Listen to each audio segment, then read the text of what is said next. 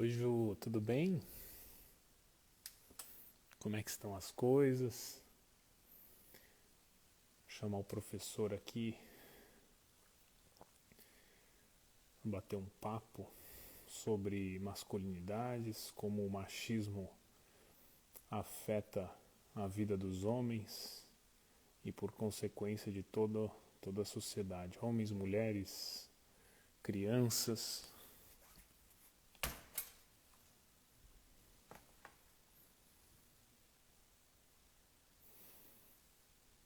Bem-vindo, bem-vindas. Tô chamando o pessoal aqui para o nosso bate-papo com o professor Lucas hoje.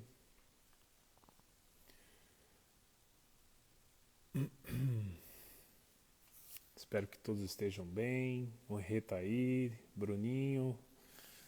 E aí, Brunão, tudo bem? O Alírio. Excelente. Groove. O professor já tá aí, já tá online.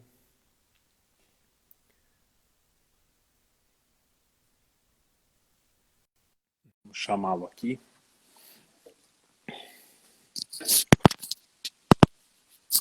Olá, Olha ele aí. Tudo bem, professor? Tudo bem, Lucas? meu amigo, tudo bom? Como é que você está? Tudo bem, Prazer tudo estar aqui com jóia. você. Prazer é todo meu. Tô Estou vendo aí ajeitando aqui. pessoas muito legais aqui que entraram agora, Lucas Porfírio, Thiago Teixeira, Sim, queridos que estiveram sim. conosco aí nesse final de semana no webinário, né? Sobre Pois é. masculinidade negra e gays, O Renato querido, papo Meirelles do aqui do.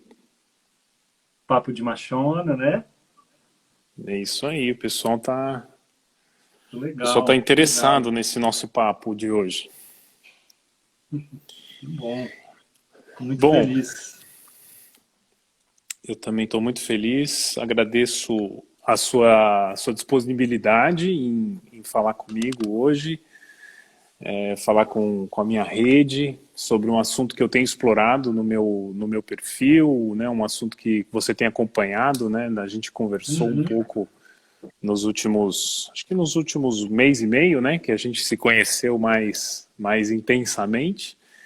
E o espaço é teu, a gente conversou um pouco sobre a pauta. A ideia é a gente falar como o machismo, né, como essa masculinidade tóxica interfere, afeta a vida dos homens e, por consequência, o desdobramento que isso tem para a nossa sociedade. Então me fala um pouco de você, começa se apresentando, quem é o Lucas, como é que você chegou na sua atuação hoje, o que você faz, onde você vive, e aí a gente começa o nosso bate-papo. Fica à vontade. Beleza, meu caro. Olha, primeiro, Felipe, quero te agradecer, dizer que está sendo bem legal, né, essa aproximação com você, com várias pessoas, na verdade, que você também agrega, né? Então, eu tive a oportunidade de estar, não o tempo todo, né, mas uma boa parte daquele encontro que você promoveu com o Guilherme Valadares, né? Tinham ali Uhum. pessoas muito queridas também. E a nossa conexão, né, no mini curso Construindo Masculinidades foi muito boa. Então, para mim é uma honra, né? Pode sempre contar comigo. Para quem não me conhece, então, gente, eu sou o Lucas, Lucas Amaral, eu sou responsável pelo projeto Masculinidades, né, projeto Ponto Masculinidades aqui nas redes. Mas eu sou um acadêmico, né, que vem, na verdade, nos últimos 3 anos, me dedicando a estudar o que a gente chama de estudos críticos sobre homens ou estudos de masculinidades, que é um conjunto de estudos, digamos, promovido, né, fomentado pelos estudos feministas e estudos de gênero. E nos últimos tempos eu vim organizando um pouco essas ideias, porque eu estou desenvolvendo um projeto de pós-doutorado sobre masculinidade e saúde mental, que ainda está muito inicial, né? Mas como sujeito, né, como eu cheguei aqui, né, como pessoa, assim, independente das formações, né, eu venho lá de Uberlândia, Minas Gerais, fui criado pela minha mãe, Ao longo a minha vida, a ausência afetiva momentânea do meu pai, que depois eu tive a oportunidade de estar junto, foi marcante. E aí, ao longo da minha vida, também atravessei algumas histórias familiares que me marcaram, né? Acompanhei muito meu avô materno, que foi alcoólatra e passou por um bom tempo de recuperação, depois morreu Uhum. de câncer. Tive o primeiro contato, né, com a morte ao vê-lo morrer. Então, para Caramba, mim, todas essas histórias que sempre me forte. mobilizaram. E aí, ao longo da minha vida adulta, já a transição da adolescência para a vida adulta, eu fui buscar terapia. Eu fui buscar processos psicoterapêuticos para poder olhar para essas dimensões que eu sentia estar em conflito dentro de mim, né? Então, isso também é Uhum. um pouco da minha jornada que me leva a procurar terapia, olhar para o meu próprio silêncio, olhar para as minhas dores, ausências. E depois, no campo dos estudos de gênero, agora, nos últimos anos, eu estou me dedicando a estudar, ainda estou, digamos assim, estou engatinhando nisso, né? Mas Uhum. estou tendo uma grata oportunidade de conhecer pessoas, produzir afetos e trocas muito profundas. Eu posso dizer que está transformando a minha vida, né? Estou vendo aqui o querido Fábio Mariano também entrando, né? Tá Pessoas aqui que o são Fábio Mariano. referência, né, para nós e tem sido muito bom. Esse sou eu, assim, um pouco da minha trajetória, como estou, né? Como estou me movimentando aí. Que legal, muito bom ouvir de você. Obrigado por compartilhar, né? A gente às vezes fica ali no naquela naquela imagem do professor, né? Às vezes meio um pouco intocável, estudioso, que conhece, né? Que traz a teoria, mas por trás existe um homem que também tem a sua história, a sua luta, né? Os seus tropeços, a sua jornada, como todos nós. Muito interessante. Bom, Lucas, acho que para a gente começar, acho que usando muito do que eu vi, li e ouvi no curso Construindo Masculinidades, e para o nosso público que está aqui, eu convido você a fazer essa reflexão de como o patriarcado se configurou na determinação da nossa sociedade para a gente chegar onde nós estamos hoje. Queria que você discorresse um pouco sobre esse caminho da humanidade. Beleza, é uma pergunta importante. É interessante, né? A ideia de patriarcado, ela é muito operativa e ajuda a gente a olhar para um sistema, né, que é presente em muitas casas até os dias de hoje. E eu falo assim do patriarcado no sentido daquele governo do patriarca, né, do pater Uhum, potestas, um sim. homem que manda, né? Eu mesmo no interior de Minas Gerais convivi em muitas relações familiares próximas com homens que ocupavam esse lugar, um lugar de quem manda, né? Um lugar de que, de fato, quando esse homem chegava na casa, as pessoas silenciavam. Esse homem, ele era realmente detentor das decisões, né? E para agora entrar numa construção mais profunda do patriarcado, eu gosto da ideia do contrato sexual, né? Hum. A Carole Pateman, que é uma teórica política feminista, ela mostra para a gente que na construção do Estado, e isso ela fazendo uma rememoração, uma releitura da construção do Estado moderno pelos contratualistas, né? O Hobbes, o Locke, o Rousseau, ela vai dizer que o grande contrato não foi a gente dotar de soberania um agente que organizaria as relações sociais, tipo um Estado, né? Como no Hobbes era o Leviatã, enfim. Ela vai Uhum. dizer que o grande contrato é o contrato sexual, que na verdade dá aos homens, dentro de uma economia de bens, em que a mulher é o objeto de troca, os corpos, usa o fruto dos corpos femininos.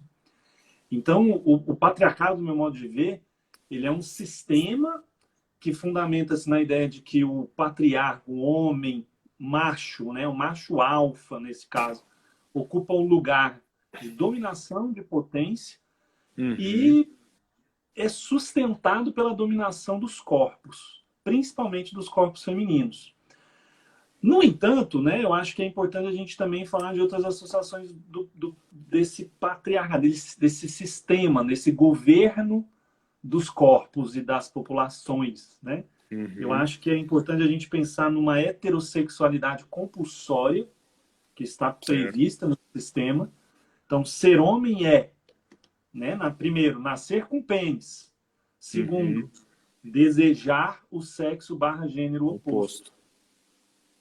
No entanto, essa heterossexualidade compulsória ela vem acompanhada de uma marca que, do meu modo de ver, é a grande marca que estrutura o patriarcado, que é a violência contra o sexo barra gênero oposto ou toda e qualquer pessoa que fuja, né, digamos, dessa ordem Desse cisgênero padrão. heteronormativa, né, que a Carla Cotilene vai falar do cisgênero heteronormativo.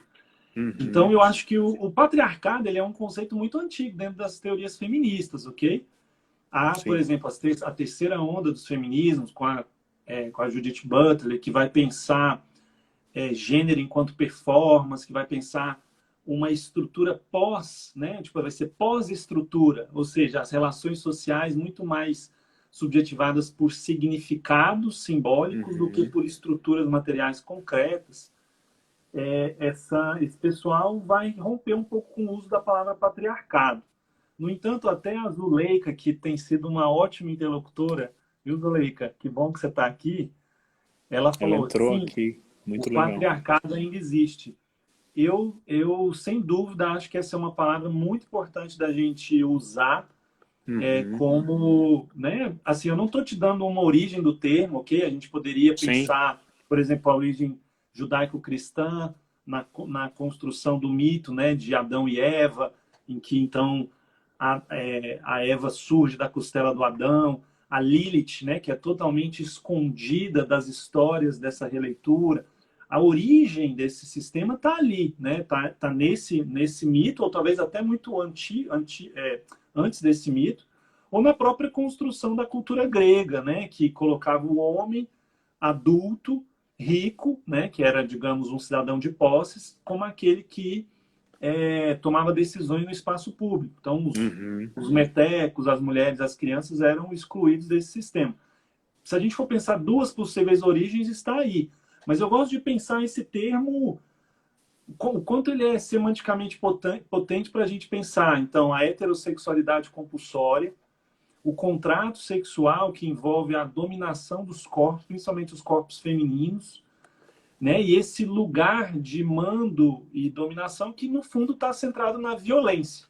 Okay? Eu acho que a uhum, associação entre a identidade masculina e a violência e como esse sistema organiza o governo dos corpos, dos desejos, das vontades, tem a ver com a violência, né? Aí eu acho que a gente pode avançar um pouco mais depois sobre o tema da violência, né? sim, sim. E essa violência, entendendo essa origem, né, interessante quando você coloca a questão do contrato sexual, né? E aí há uma hierarquia de corpos, né? Então, o corpo da mulher é como se fosse uma propriedade do homem, né? Com o qual ela se relaciona depois desse contrato, explica muito, entendendo aqui, formulando um pensamento, explica muito essa questão da violência, do machismo, tão presente hoje, de maneira até é, inconsciente e normalizada na nossa sociedade, né? De muitas vezes a gente vê casos de homens que agridem a mulher porque a mulher estava saindo com um vestido que ele não julgava adequado, né? Ou uma normalização, talvez, da prostituição do sexo feminino, né? Talvez um repúdio do quando o oposto acontece. Então é interessante a gente ver isso, e aí, logicamente, se a gente entra mais a fundo nisso, né, todo o modelo por exemplo, da pornografia, que coloca o homem sempre numa posição superior ou de usufruto daquele corpo feminino, com certeza deve ser uma raiz desse contrato sexual que foi estabelecido no passado. Eu acho assim, uma coisa bem interessante da gente pensar é que essa sensação de posse sobre os corpos, na verdade, ela é instituída, né? Porque Uhum, se a gente for entender que o gênero antecede o nosso nascimento, né, no sentido de construções culturais, que inclusive informam a leitura que temos dos nossos próprios corpos, dos nossos modos de ser, essa estrutura de significados patriarcal, ela tem a ver com o governo de tudo e de todos, né? Não é uhum, só os corpos no sentido sexual, né? Mas é a exploração da terra. E é a exploração da subjetividade no sentido do pensamento, do modo de ser. Então, isso que você traz, né? Então, vamos entrando assim um pouco já na sexualidade masculina, falar da pornografia. É muito interessante a gente perceber uma associação profunda da ideia de sexualidade, né, masculina com a ideia de sexo biológico, estrito sensu, aonde uhum, então homens são ensinados, e esse discurso é potente não só para homens, mas ele atravessa as nossas vidas socialmente, todos somos ensinados a entender que o sexo determina o corpo, que determina as vontades e que determina um destino. Ao uhum, pensar assim, muitos homens, então, reduzem a sua experiência de sexualidade, que poderia, por exemplo, abarcar em lances eróticos, trocas intelectuais, enfim, sensorialidades múltiplas, afetos que vão para além, inclusive, da sensorialidade, mas os homens são ensinados desde muito cedo a entender que o sexo se reduz ao ato sexual e ao uso do uhum, pênis. E mais do que o uso do pênis, o uso da glande, né, da cabeça do pênis. O uhum. que faz com que a pornografia, na verdade, ela seja efeito e causadora desse processo. O que se produz na pornografia mainstream são jogos, né, eróticos, jogos sexuais, aonde o homem ele é colocado como o autocentrado, aquele em torno do qual tudo gira, né, tudo Uhum. o ato sexual gira em torno desse sujeito, culminando, né, no culto ao sêmen, que as cenas finais são sempre jorram um esperma para todos os lados, né?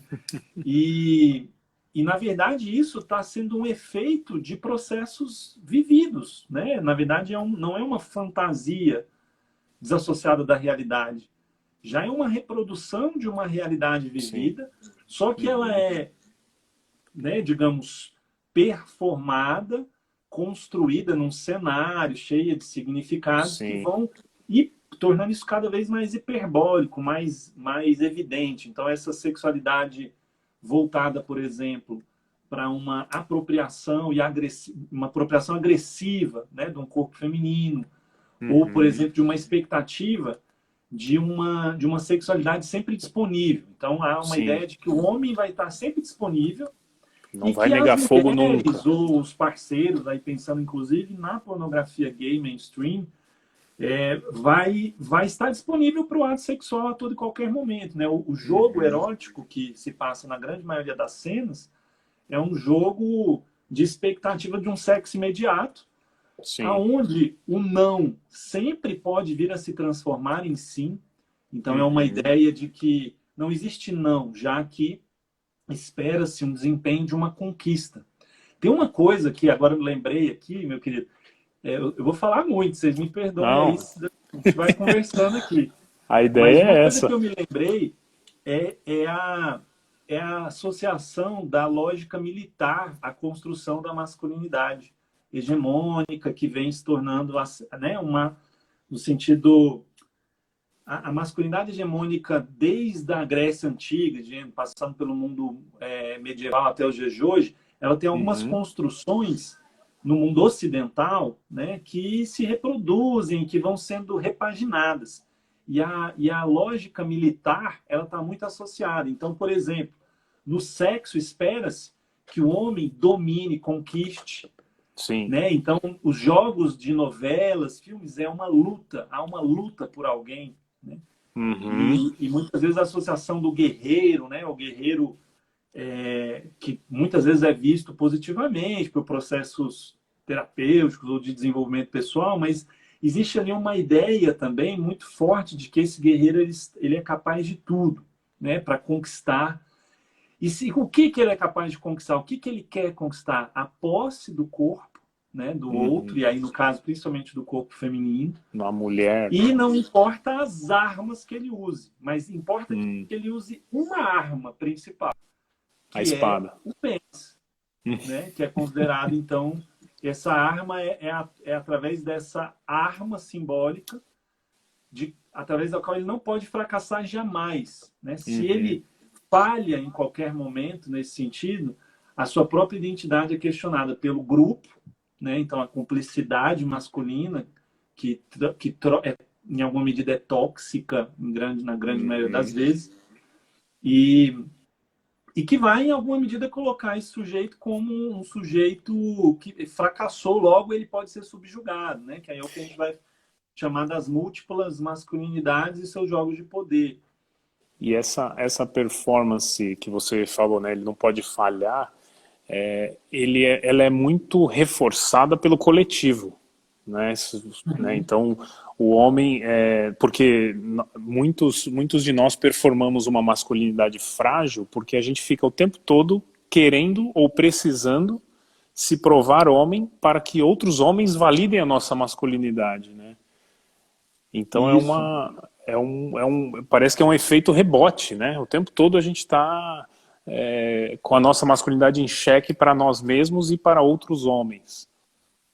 É aquilo que eu até falo no minicurso um pouco, né? Assim, existe uma pluralidade de masculinidades, e aí a gente precisa entender, masculinidades são o quê? Construções culturais.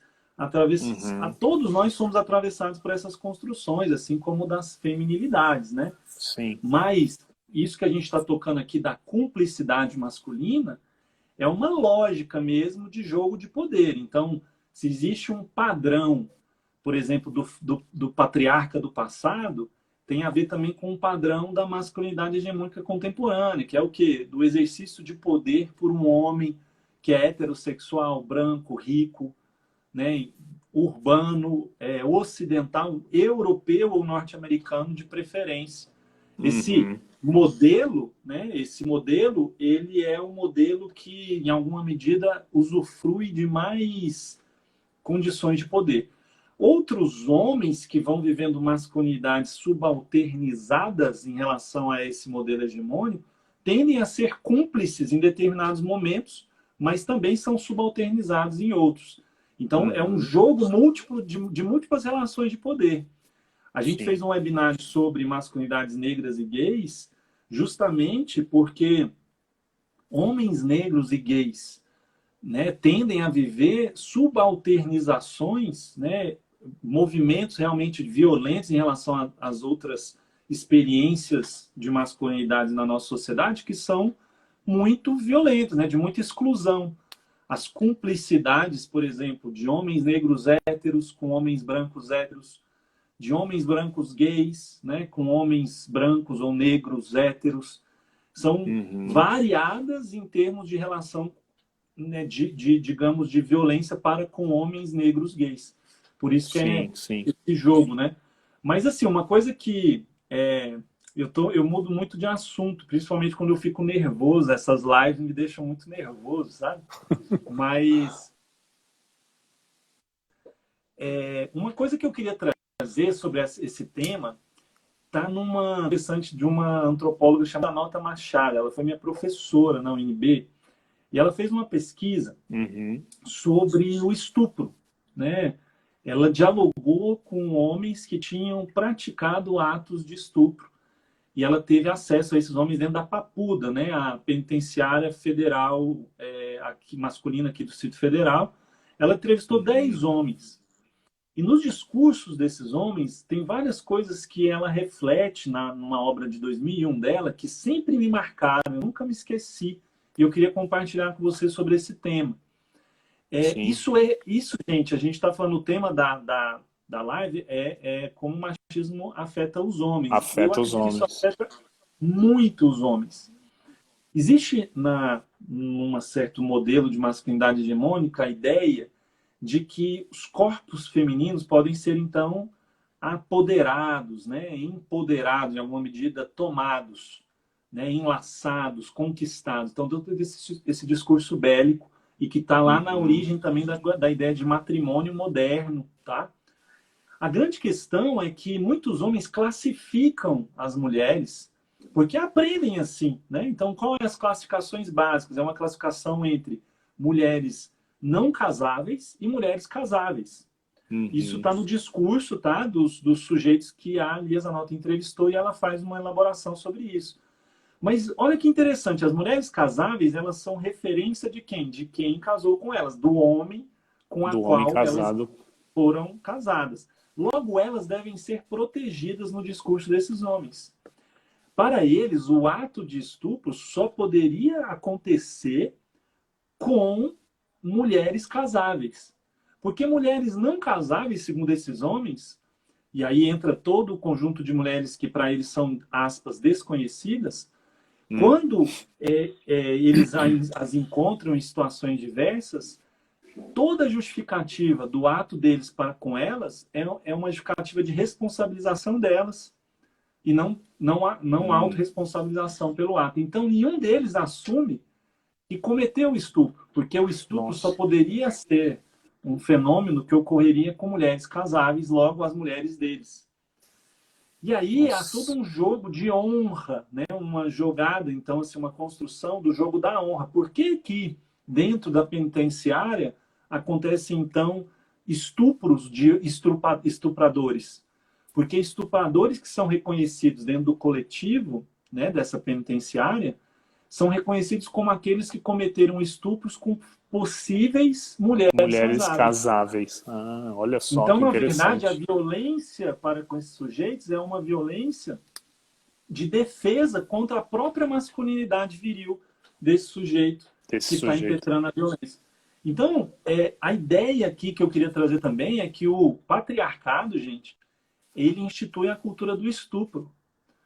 Porque se no passado colonizador os senhores eram sujeitos que ocupavam lugar de mando e dominação e estupravam, né, as escravas, estupravam as escravas negras, no que o Henrique Richer vai dizer no verdadeiro duelo viril, porque eles estavam em alguma medida não só estuprando as escravas, como mostrando para os homens negros quem mandava na terra e nos corpos.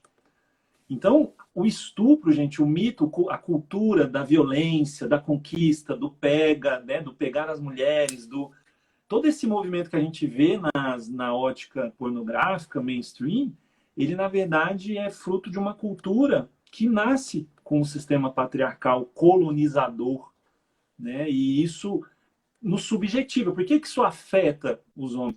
Porque isso subjetiva o nosso desejo, né? O desejo principalmente de homens heterossexuais, mas também de homens homossexuais, muitas vezes subjetivados por um desejo predatório, uma vontade de dominar, e explicando essa vontade por uma natureza biológica, como se fosse um impensado, algo toma conta do corpo. E não é E real eu isso. não, e eu não consigo dominar, não consigo ter essa capacidade de conter esse instinto, como se fosse um instinto mesmo, né? Uma coisa mais forte do que eu. É E, e, isso, né? quanto, e, e quantos anos isso, né? Quantos anos isso performando, quantos homens performando dessa maneira, e isso vai de alguma forma ficando na nossa herança, quase que de uma forma, de uma maneira genética, né? E romper com esse padrão é urgente. Sem dúvida. Eu acho que se tem uma coisa que eu acho que esse movimento de diálogos construtivos que tem sido gerado, por exemplo, esse que a gente está fazendo, os diálogos com os queridos, né, Fábio Mariano, Thiago Teixeira, o Guilherme Valadares, todos esses movimentos que têm gerado reflexão, no meu modo de ver, são movimentos que nos ajudam a refletir sobre a cultura. A cultura ela é construída. Tem um autor chamado Roy Wagner que fala que a cultura é inventada, né? Nós inventamos cultura. É óbvio que não é um ato da vontade de um indivíduo puro e simples que vai transformar, né, toda uma estrutura histórica.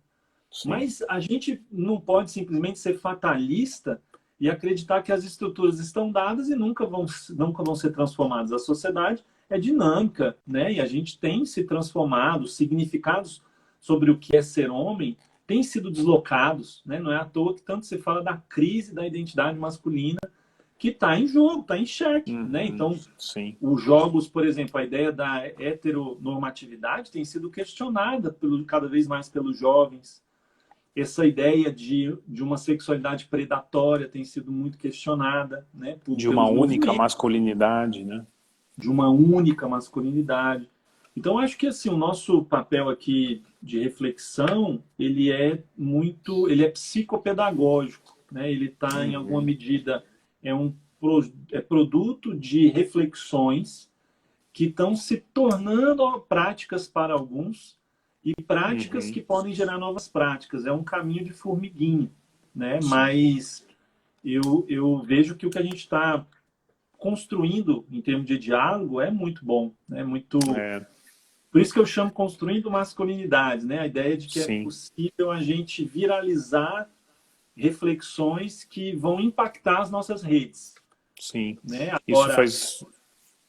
Vai, fala aí, meu querido. Eu estou aqui dominando a fala, perdão. Não, eu vim aqui te ouvir, professor. Não, achei interessante aqui a Daiane Smello, ela colocou um ponto que no seu minicurso ficou muito evidente, que é importante estar trazendo, além do machismo, demarcar a raça, pois não tem como questionar e romper com o machismo sem fazer o mesmo com o racismo. Perfeito. E é impressionante como esses dois temas, eles estão intimamente ligados na sua origem, né, tanto do patriarcado quanto do racismo, eu falo pelo meu processo de desconstrução ou de ressignificação do meu papel de homem no mundo, que homem que eu quero performar, foi inevitável eu olhar para as questões raciais, para o meu privilégio de homem branco, hétero, cis, casado, classe média, e olhar para isso e reconhecer que o que me levou para essa consciência, né? Justamente o olhar para a performance de masculino que eu trago, que eu trazia até então, e muitas vezes inconsciente. Então, como é que você enxerga também esse ponto que a Daiane comentou, que eu acho extremamente relevante para esse diálogo? Então, eu gosto, assim, eu recomendo muito, gente, que vocês sigam o Lucas Veiga, né? Hoje, assim, eu posso dizer, eu estou fazendo um mini curso dele de psicologia preta e tem me deslocado profundamente as falas, reflexões que ele traz. Ele vai falar o seguinte, que as subjetividades, né, o nosso modo de ser, estar, sentir, perceber o mundo, são atravessadas por vários vetores. Mas o vetor racismo é um dos principais e centrais. Se a gente vai olhar a história da construção dessa comunidade imaginada que a gente, né, tem aqui, que é o Brasil, né, essa grande construção de uma unidade, ela é construída por várias narrativas que são violentas, porque elas negam a diversidade e ela é construída em cima de um processo de escravidão, né, moderna, que foi talvez assim um dos fenômenos mais violentos da nossa história, né? Sim, que até o dia de hoje nos gera, digamos, efeitos muito, muito profundos no nosso modo de olhar para a realidade. Então, eu acho que eu também passo por esse deslocamento, por esse incômodo que é refletir, assumir que eu sou branco, né? Assumir que eu posso falar sobre temas críticos, que não estou assumindo a fala daqueles e daquelas que estão em movimento, lutando por direitos. Mas eu devo ser crítico para me posicionar como sujeito histórico, como sujeito que tem recursos e tem privilégios, e que, inclusive, eu uso desse privilégio para usar a minha própria voz em termos de construir novos horizontes, talvez aquilo que me cabe nesse momento, né? Então, o Lucas Veiga, ele vem falando que né, a estrutura racista, ela marca, né, não só uma supremacia branca, mas como a consideração do sujeito negro como um sujeito não branco, não humano. Não humano. É um outro. É Uhum. um outro, né? Mas que outro é esse, né? Até a gente convertou isso no nosso webinário. É um outro que é dessemelhante ao Sim. sujeito que é considerado a referência. Quem é o sujeito referência? O branco. Na sociedade contemporânea é o sujeito branco, de origem europeia. Eurocentrada. E isso, considerado o dono da razão. Por isso que a gente tem vivido aí dilemas, né, muito interessantes, onde as pessoas, por exemplo, o recente caso do menino entregador, Do né, que motoboy. é Mateus, né? O Mateus, ele sofre ali uma série de violências públicas por parte de um sujeito branco que coloca a mão no pênis em alguns momentos do diálogo, que mostra a cor da pele, que mostra a casa. E dos jogos de poder que tem sido colocados é a questão da saúde mental daquele jeito branco. No entanto, muitas vezes se coloca em xeque a saúde mental de milhares de pessoas negras, de milhares de homens, mulheres, gays, lésbicas, de toda e qualquer pessoa com a cisgeneridade, né, que é uma norma.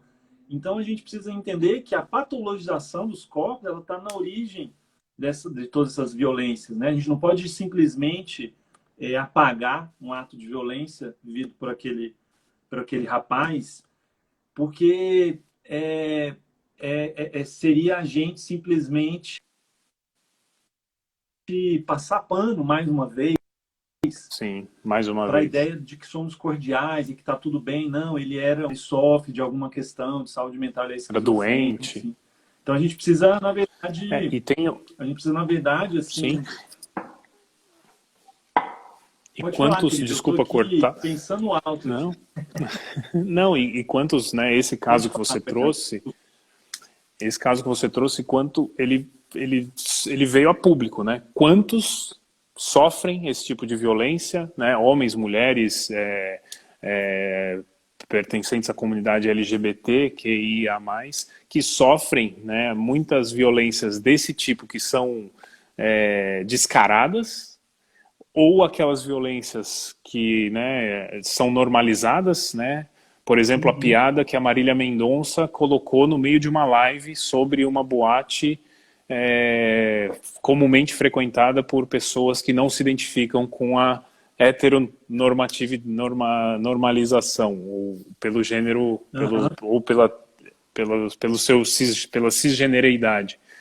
E isso, é um tipo de violência, né? Uma coisa que fere, que agride, e a gente em nenhum momento pensa na saúde mental, e não que esse dano vai ser, né? A pessoa não vai ter uma queda imediata, mas isso vai começando a construir essa doença mental que ela vai, de repente, ver dali anos, né? Anos sofrendo esse tipo de preconceito, esse tipo de racismo ou de machismo. Isso vai ficando nessa mentalidade. Eu conversei com uma amiga minha, negra, a Kelly Quirino, que inclusive é aí da região de Brasília. Ela é professora de estudos de raças da UNB. E ela falou, eu conheço ela há 30 e tantos anos, e ela comentou que para ela o racismo não existia até ela chegar na faculdade e começar a perceber que ela era a única negra, não tinha professores negros. E aí ela começou a olhar para a própria história e ver que, não, nossa, ela reconheceu anos depois que uma boa parte da história que ela viveu, ela sofreu com essa discriminação.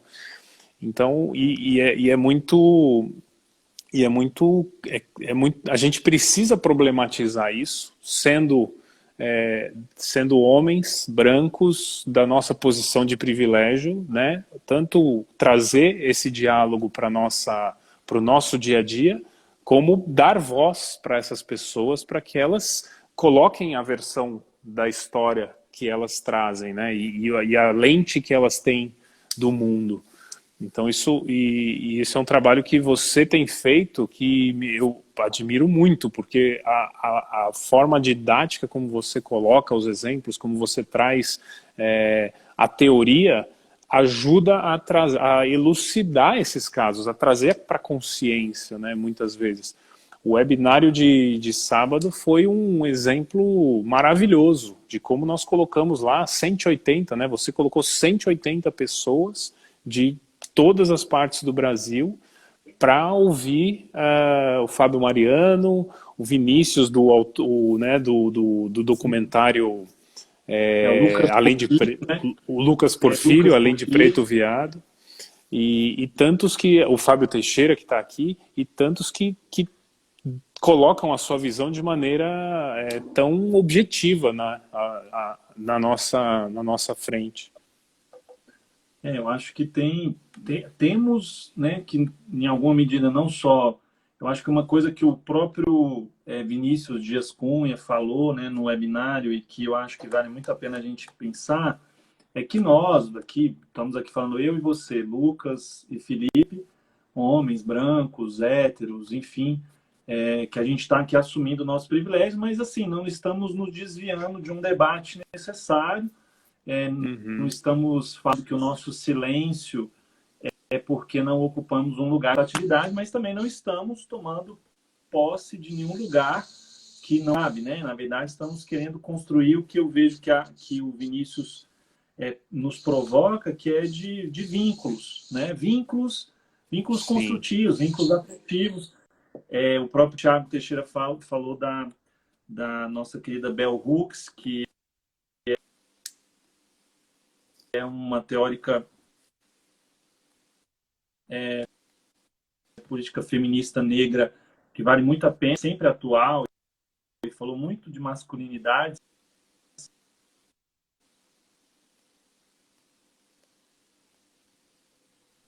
Acho que deu uma interferência aí na internet. Não sei se é a sua ou é a minha. Acho que Então, tá travado aí, querido? aqui travou sua imagem. Não sei se é. Acho que é. Não sei se você está no Wi-Fi ou no 3G ou no 4G.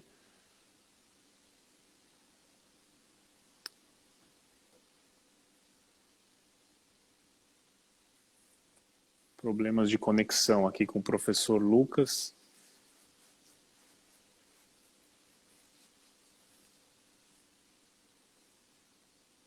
Acho que é algum problema com a internet dele. Daqui a pouco.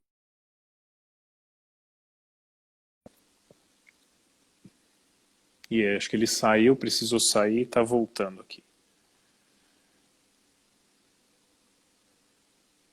Não sei se vocês o conheciam já, mas o professor Lucas é uma enorme... voltou aqui, ó. Vamos lá.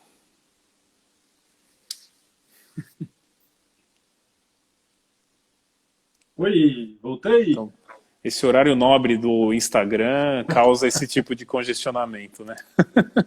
Opa, voltamos aqui. Onde estávamos? Até onde você escutou, eu fiquei aqui meio perdido. Não, fica tranquilo. Não, a gente falou de você, né? Estamos aqui discutindo sobre, né, no nosso lugar de privilégio, mas trazendo para a mesa, para a pauta, assuntos de extrema relevância para a nossa sociedade. Então, como que a gente amplia essas discussões trazendo cada vez mais, né, essa interseccionalidade entre esses assuntos e discute isso de maneira pautada mesmo, né, com coerência, ouvindo todas as partes, e isso é muito importante. E você tem um trabalho muito bonito também que eu tenho acompanhado junto com o Pedro Maia e o Felipe Boni nos Homens Essenciais. E queria que você contasse um pouco sobre esse projeto, como surgiu. Ele é um projeto apenas reflexivo ou ele é reflexivo e terapêutico? Como é que vocês se definem? Legal. A gente considera-se um coletivo transdisciplinar, né? Eu trago uma pegada antropológica, mas eu também sou psicoterapeuta corporal e trabalho com comunicação não violenta, né? Então eu trago uma parte mais dialógica, algumas atividades reflexivas para pensar. O Pedro, ele é uroandrologista, né? Então ele é um fisioterapeuta especializado na saúde sexual masculina. E Uhum. ele também é assim, um estudioso do corpo, da cultura do movimento, né? Então ele traz também elementos de uma espiritualidade xamanista. E o Legal. Boni, ele é um sensei de artes marciais, né? Que traz também um pouco da filosofia. Ele também é ator. Então, assim, é um grupo bem heterogêneo. Bem Imagina, heterogêneo. três pessoas muito diferentes que, na verdade, se encontraram por um propósito comum, que é produzir o que a gente chama de vivências terapêuticas e rodas de conversa para homens. Então, a gente tem, sim, um intento terapêutico como grupo. Mesmo à distância, a gente tem tido turmas né, que a gente fala de ciclo, né? A gente tem um ciclo introdutório de 7 encontros e um ciclo de aprofundamento de 18 encontros, que tem como proposta criar um espaço confiável digamos, de troca afetiva, cooperativa, mas que também nos fomenta a nos repensar, né, em algumas áreas da Uhum. vida. Então a gente divide em áreas da vida: corpo e saúde, trabalho, finanças, família, amizade, relacionamentos afetivos, sexualidade, espiritualidade. E aí a gente faz perguntas, faz vivências, muitas vezes corporais, para sentir mesmo no corpo algumas coisas. E depois a gente interpela as pessoas a um diálogo e faz Sobre essa vivência. digamos, algumas intervenções breves assim nesse diálogo, com uma Legal. intenção de mobilizar desde um lado da exposição da vulnerabilidade, né, que é muito comum homens se sentirem vulneráveis, né, Uhum. invulneráveis. Então a gente propõe abrir esse espaço, mas também a gente propõe retraçar alguns caminhos, né? Muitas vezes tem algumas pessoas que trazem para a gente processos comportamentais mesmo que estão pegando, né? Então, por exemplo, vício à masturbação, uma compulsão por traição e variedade sexual afetiva, depressão, né? Enfim, problemas familiares. E aí a gente vai tentando rever e observar o quão é possível identificar como esses processos estão sendo construídos e como é possível Uhum. dar pequenos passos, né, para trazer mais conforto para a vida desses sujeitos. A Então gente não é praticante de NoFap, viu? Alguém escreveu aí, a gente não é. Na verdade, a gente acredita muito assim, que nada contra, né? Mas primeiro, por exemplo, a pessoa precisa conhecer a sua, digamos, os seus desejos reprimidos, essa Uhum. violência que nos constitui. A gente precisa olhar para ela, a gente precisa olhar mesmo, face a face, né? E aí depois existem várias propostas técnicas, né, que podem ajudar o sujeito a lidar com o seu próprio corpo, com o seu prazer, né? O Pedro Maia, ele faz um trabalho muito legal a nível físico, mesmo vivencial, de dessensibilização, né, do genital, né, e a gente chama de desgenitalização, na verdade, e uma construção de uma sensorialidade, Muito maior. né? Nossa, cara, assim, é transformador. Para mim, foi um divisor de águas individualmente falando, né? Uhum. Não, É muito e é legal. legal que esse seu depoimento de como o grupo funciona, ele está totalmente linkado à questão da saúde, né? Porque o machismo também, como ele Uhum. afeta várias esferas, a saúde é uma que é completamente prejudicada pelo machismo. Essa questão da invulnerabilidade dos homens, né? Os homens como Uhum. super-homens, que não precisam de cuidado, não cuidam, né? Tem uma pesquisa, não sei os números agora de cabeça, mas que uma boa parte, a maioria dos homens que vão nos médicos interrompem o tratamento ou sequer começam o tratamento sugerido pelo médico, porque tem uma questão não preciso, não cuido, não Uhum. não importo. como se algo de pior não fosse acontecer conosco, né? Então tem toda essa mística, né, do homem que não pode demonstrar fraqueza, né? E aí doença é coisa de fraco, né? Eu não sou fraco, enfim. E de novo, Uhum. né, aquela questão do reforço da necessidade da masculinidade. Então, no Homens Essenciais é bacana, né, e você consegue atuar, identificar e atuar sobre a questão da saúde do homem, né? Muito interessante. É um trabalho bem. Um dia eu quero te levar lá para você conhecer o pessoal, acho que você vai gostar. E quem sabe a gente não faz uma troca, né? Uma parceria, né? A Hora H e o Homens Essenciais. Mas assim, sabe uma Sim. coisa que na sua fala me lembrei, assim? O Pedro, né? Ele trabalha com muitos homens que sofrem de disfunção sexual. Imagina, né? Na nossa construção identitária, trabalho, sexo, poder tem muita relação com Sim. né, digamos, com o ego masculino. Então, muitos homens sofrem subjetivamente quando vivem disfunções sexuais. E no caso do câncer de próstata, né, que até gera então a campanha do Novembro Azul, porque é uma das causas que mais gera morte de homem no mundo, é o câncer de próstata. Fala muito da questão retal, né? Então, assim, o corpo ele é cheio de significados e a parte traseira do corpo, principalmente o ânus, ela não pode ser tocada, né? Então, muitos homens realmente evitam esse Uhum. toque.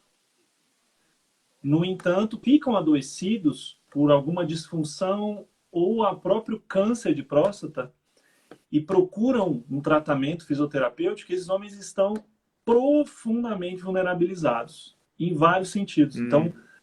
falar de saúde, né, no universo masculino é falar de emergência, né? Infelizmente, existe uma Não há tendência prevenção. coletiva de buscar se cuidar nas emergências. Então, a gente figura, os homens figuram como os principais, enfim, as principais mortes por causas evitáveis, né, Uhum. diversas.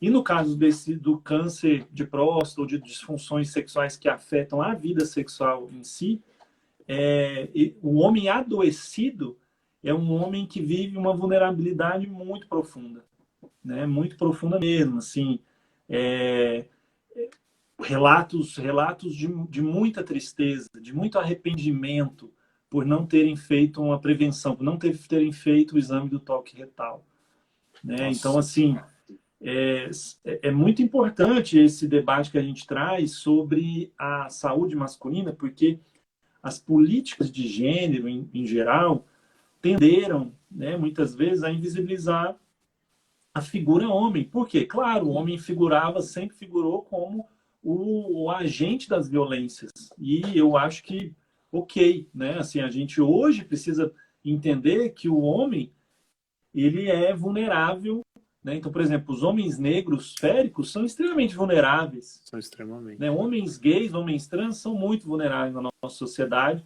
vítimas de violência e vítimas de adoecimento diverso, como, por exemplo, Sim. a segunda causa principal de morte entre homens trans é o suicídio, devido a processos relacionados à saúde mental que tem Uhum. ligação com a Com transfobia, a né? Então, transformação, sim.